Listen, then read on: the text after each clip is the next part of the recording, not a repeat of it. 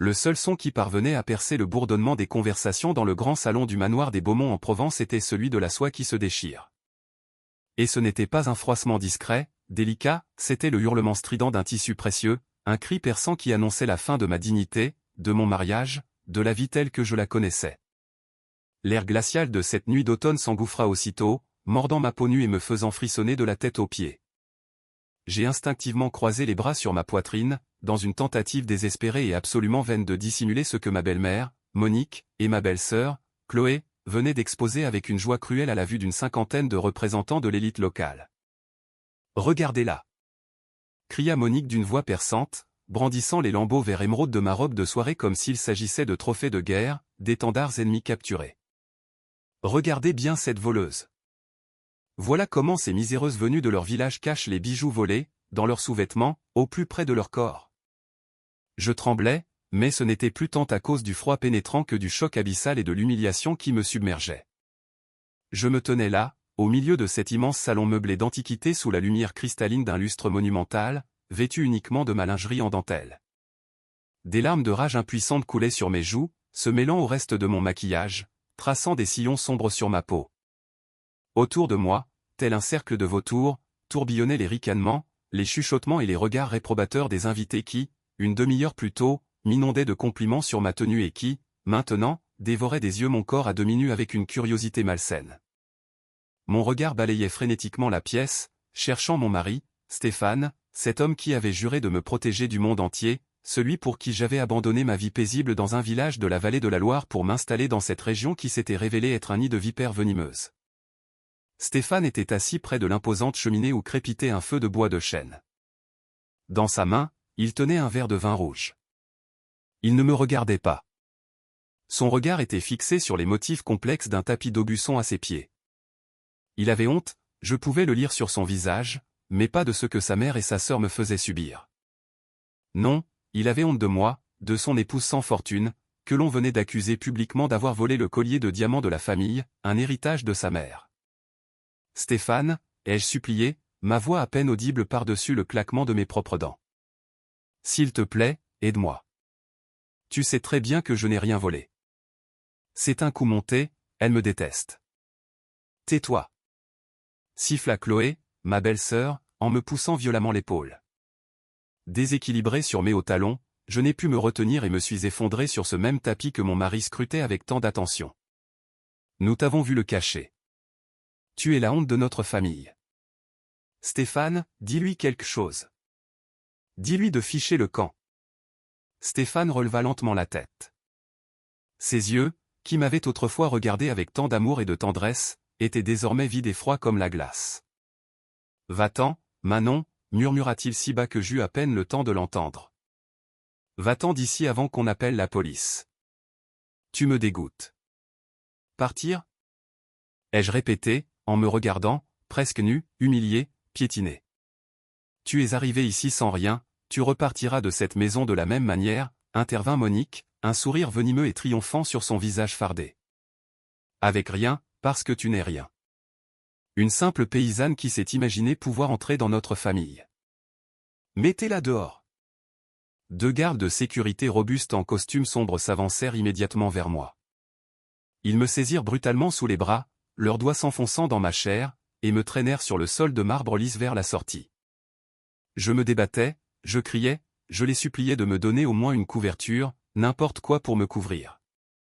Mais aucun des invités, qui savouraient des crêpes et des petits fours en buvant un bon café, ne bougea.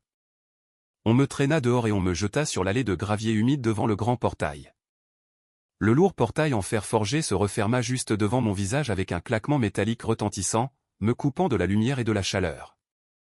Et me voilà, Manon, fille de l'homme qu'ils appelaient avec mépris, ce simple type de la campagne, étendu sur le sol, vêtu de mes seuls sous-vêtements, sous les gouttes glaciales d'une pluie qui commençait à tomber, tandis que derrière le portail, leur fête continuait. J'ai entouré mon corps de mes bras, sentant le froid s'infiltrer jusqu'à mes os, jusqu'à mon cerveau. Mais à cet instant, dans la minute la plus sombre de ma vie, quelque chose d'autre, de bien plus perçant que le froid, m'a transpercé. C'était la rage, une rage pure, incandescente, dévorante, qui a séché mes larmes et fait bouillir le sang dans mes veines. Il pensait que mon père n'était qu'un modeste agriculteur, cultivant des céréales quelque part dans une région agricole en Normandie. Ils pensaient que j'étais une pauvre fille sans le sou qui avait fait un mariage heureux. Ils venaient de commettre la plus grande, la plus fatale erreur de leur misérable petite vie. Ils ne savaient pas que mon père, Jean Dubois, n'était pas un simple agriculteur.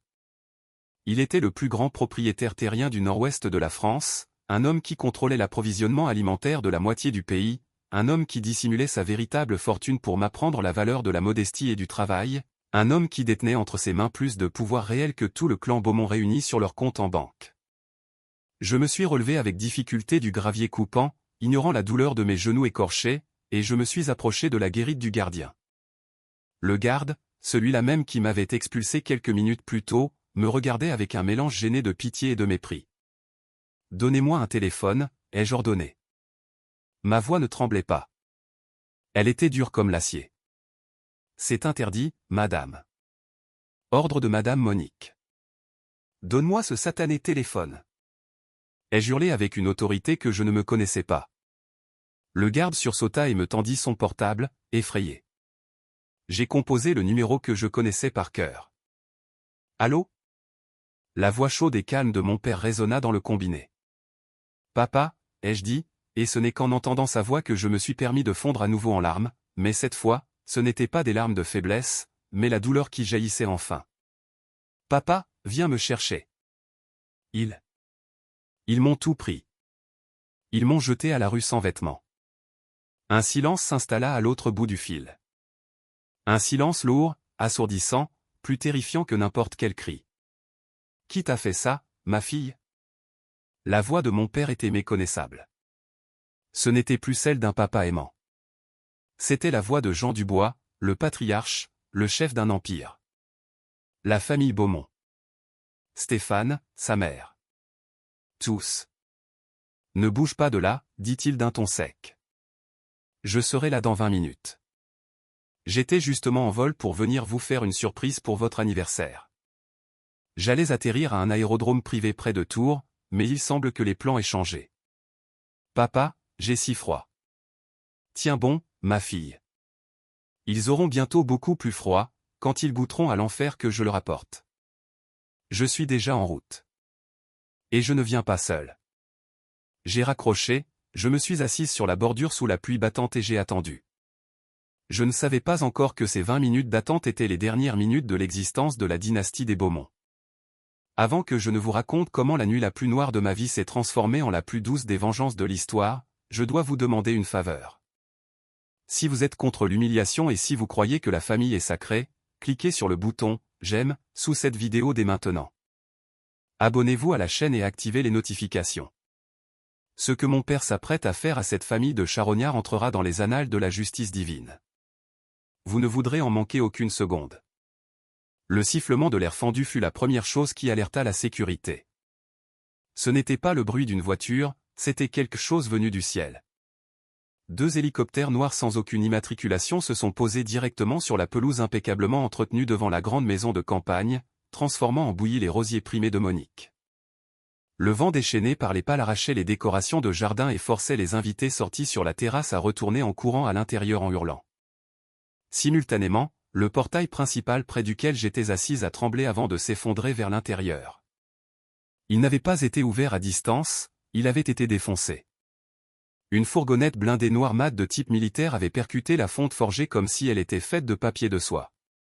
3 SUV noirs l'ont suivi. La fourgonnette a freiné dans un crissement juste devant moi. La portière s'est ouverte avant même l'arrêt complet du véhicule. Mon père en est sorti. Il ne portait pas ses vêtements de travail habituels. Il portait un costume noir impeccable, sur lequel était jeté un long manteau en cachemire, et son regard affichait cette détermination glaciale avec laquelle il concluait des accords de plusieurs millions d'euros. Il s'est précipité vers moi, retirant son manteau en marchant, et m'en a enveloppé. Il m'a serré si fort dans ses bras que j'ai senti mes côtes craquer. Mais c'était la douleur la plus douce que j'ai jamais ressentie. « Pardonne-moi, ma fille », m'a-t-il murmuré dans mes cheveux mouillés. « Pardonne-moi de t'avoir laissé seule avec ces bêtes. Papa, ils m'ont humilié. Ils m'ont déshabillé devant tout le monde. » Mon père s'est écarté, m'a regardé dans les yeux et a essuyé mes larmes avec ses doigts calleux. « C'est fini, ma chérie. va dans la voiture. Il y a des vêtements secs et chauds pour toi.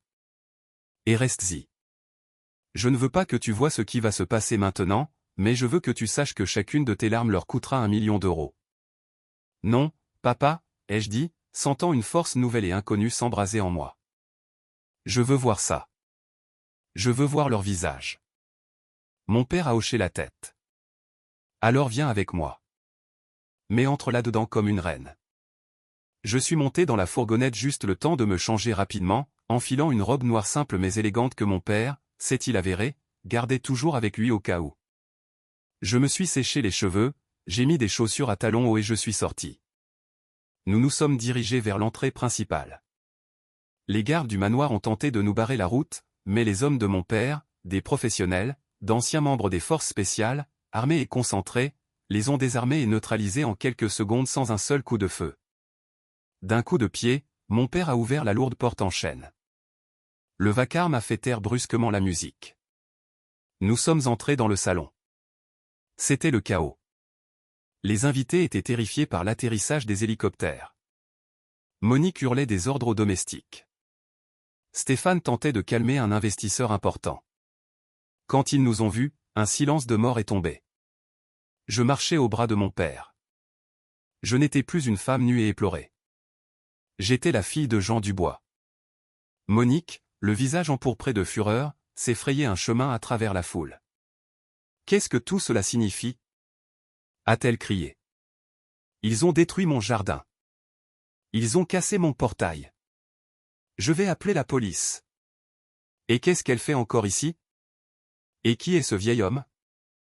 Ton amant de la campagne? » Mon père a éclaté de rire. Un rire fort, retentissant, qui s'est répercuté sur les murs. Ce n'était pas un rire joyeux. C'était le rire d'un prédateur qui a acculé sa proie stupide. « Ferme ta bouche, Monique, a dit mon père. Sa voix n'était pas un cri. C'était le grondement contrôlé du tonnerre.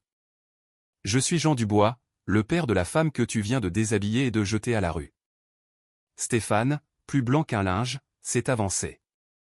Dubois. A-t-il balbutié. Le propriétaire du groupe agroalimentaire Dubois? Lui-même, a confirmé mon père, et aussi propriétaire de bien d'autres choses dont tu n'as même pas idée. Monique, comprenant qu'elle n'avait pas affaire à un simple type de la campagne, mais à un homme d'argent, a tenté de changer de tactique, mais son arrogance était trop grande. Je me fiche de qui vous êtes. Votre fille est une voleuse. Elle a volé mon collier de diamants. Ce collier-ci? A demandé un des hommes de mon père, qui venait d'entrer dans la pièce, tenant par le bras une Chloé en larmes. Dans sa main tremblante, elle serrait le fameux collier. Nous avons trouvé ceci dans le sac à main de la jeune femme alors qu'elle essayait de partir par la porte de derrière, a rapporté l'homme de main. La salle a poussé un hoquet collectif. C'est maman qui m'a forcé. C'est aussitôt écrié Chloé, trahissant sa mère. Elle a dit de le glisser dans les affaires de Manon pour que Stéphane divorce et épouse la fille du banquier. Stéphane a regardé sa mère avec horreur. Maman, c'est vrai? Tais-toi, idiote. A sifflé Monique à sa fille. C'était pour le bien de la famille. Mon père a frappé le sol avec une canne qu'il portait par élégance et non par nécessité. Assez de cette farce. Je suis venu réclamer une dette. Quelle dette? A demandé Stéphane. Nous ne vous devons rien. Nous sommes les Beaumont. Nous avons de l'argent, a ajouté Monique. Mon père a sorti un dossier de la poche intérieure de son manteau. Vous êtes la famille Beaumont, n'est-ce pas? Une famille qui vit pour les apparences. Une famille dont l'entreprise textile n'est plus rentable depuis 5 ans. Une famille qui, il y a 6 mois, a contracté un énorme prêt auprès d'un fonds d'investissement privé pour ne pas perdre ce manoir. Mon père a jeté le dossier aux pieds de Stéphane. Ce fonds d'investissement, c'est le mien. Monique s'est figée. Quoi? J'ai racheté vos dettes, Monique. J'ai racheté votre hypothèque. J'ai racheté vos lettres de change. Pour faire simple, je suis propriétaire du fauteuil sur lequel vous êtes assise, du toit au-dessus de votre tête et des vêtements que vous portez. Mon père a jeté un coup d'œil à sa montre. Et conformément à la clause 4B du contrat que vous avez signé dans votre désespoir sans le lire, j'ai le droit de procéder à la saisie immédiate des biens en cas de comportement immoral ou criminel du débiteur. Il m'a désigné du doigt. Déshabiller ma fille, l'accuser à tort de vol et la jeter dehors sous l'orage. Je suppose que cela entre dans la définition d'un comportement criminel. Mon père a sorti son téléphone. Exécution. A-t-il lancé sèchement à quelqu'un à l'autre bout du fil? Les lumières du manoir ont clignoté et se sont éteintes. Seul un faible éclairage de secours subsistait. Que se passe-t-il? A hurlé Monique. Je viens de vous couper toutes les commodités, a expliqué calmement mon père. Et mes avocats sont en train de geler tous vos comptes bancaires personnels et professionnels. Vous êtes en faillite, les Beaumont. Vous n'avez plus rien. Stéphane s'est effondré à genoux devant moi. Manon, mon amour, je ne savais pas. Pardonne-moi. C'est ma mère qui m'a manipulé. Je t'aime. Je t'ai toujours aimé. S'il te plaît, parle à ton père. Nous sommes mari et femme, a-t-il murmuré. Je l'ai regardé de haut, cet homme qui s'était détourné de moi au moment où j'avais le plus besoin de lui. Mari et femme? Ai-je répété. Un mari ne laisse pas sa femme se faire déshabiller devant tout le monde. Un mari ne jette pas sa femme à la rue. Tu n'es pas un mari, Stéphane. Tu es un lâche. Et tu me fais pitié. Manon, s'il te plaît. A-t-il imploré, essayant d'attraper le bas de ma robe. Mon père a posé son pied sur sa poitrine et l'a repoussé doucement. Ne la touche pas. Tu n'es même pas digne de respirer le même air qu'elle. Mon père s'est tourné vers les invités qui observaient la scène avec un mélange d'horreur et de curiosité morbide. Mesdames et messieurs, a-t-il annoncé. La fête est terminée. Je vous recommande de partir. Cet endroit m'appartient désormais, et je le ferme pour désinfection. Ça sent la charogne ici. Les invités, se bousculant et trébuchant, se sont précipités vers la sortie. Personne ne voulait rester pour assister à la chute de la maison Beaumont. Monique se tenait au milieu du salon sombre, tremblant d'une rage impuissante. Vous ne pouvez pas me chasser. J'ai vécu ici pendant 40 ans. Vous avez 10 minutes, a tranché mon père. 10 minutes pour rassembler vos effets personnels. Et par effet personnel, j'entends une brosse à dents et des sous-vêtements de rechange. Les bijoux, les meubles, les tableaux. Tout cela reste en guise de paiement des intérêts sur la dette. Mais où vais-je aller? Sanglota Chloé. Où le vent te portera. Lui ai-je répondu. La rue est grande. Tu sais ce que ça fait de s'y retrouver maintenant, n'est-ce pas? Même si tu auras un avantage, toi, tu seras habillé. Je n'ai pas eu cette chance. Mon père a fait signe à ses hommes. Sortez ces gens de ma maison. Les gardes ont saisi Monique, Chloé et Stéphane. Ils les ont traînés vers la sortie exactement comme on m'avait traîné 1 heure plus tôt. Monique hurlait des malédictions. Chloé pleurait à chaudes larmes. Stéphane répétait mon nom comme un disque rayé. Ils ont été jetés sur le gravier mouillé près du portail brisé. Mon père et moi sommes sortis sur le perron. La pluie tombait toujours. Nous les avons vus, couverts de boue, commencer immédiatement à se disputer avec fureur. Monique accusait Stéphane. Stéphane accusait Chloé.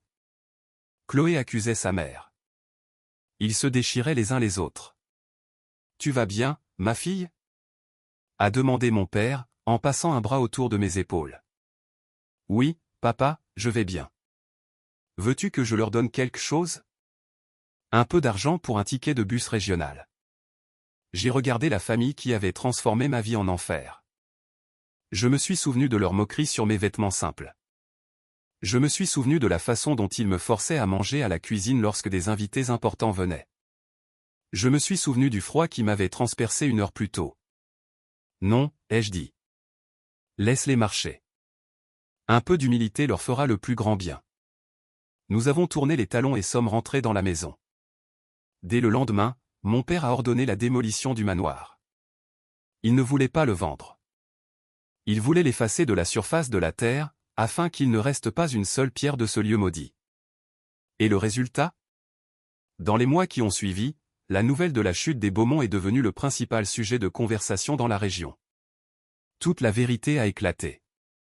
Le complot pour me piéger, les dettes, la faillite, tout est devenu public, ce même public qu'ils avaient si désespérément tenté d'impressionner.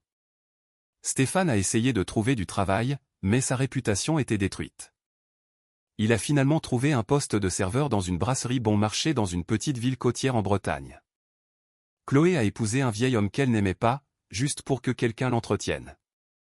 Et Monique, la grande Monique Beaumont, a fini ses jours dans une clinique psychiatrique en province, seule et aigrie, racontant aux infirmières qu'elle avait été une reine, mais personne ne la croyait.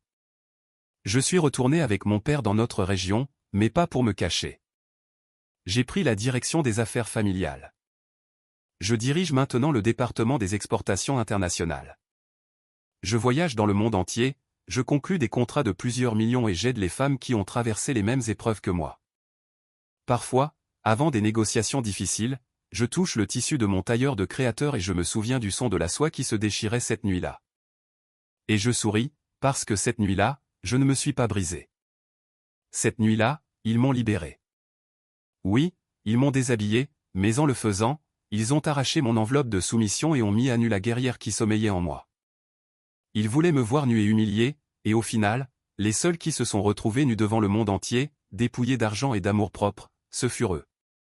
Merci d'avoir écouté mon histoire. Si vous avez ressenti une satisfaction à la chute de cette famille cruelle, écrivez dans les commentaires, justice a été rendue. Et souvenez-vous, ne jugez jamais les gens sur leur apparence, car vous pourriez offenser celui ou celle qui détient votre avenir entre ses mains. N'oubliez pas de laisser un j'aime, de partager et de vous abonner. À bientôt pour une prochaine histoire.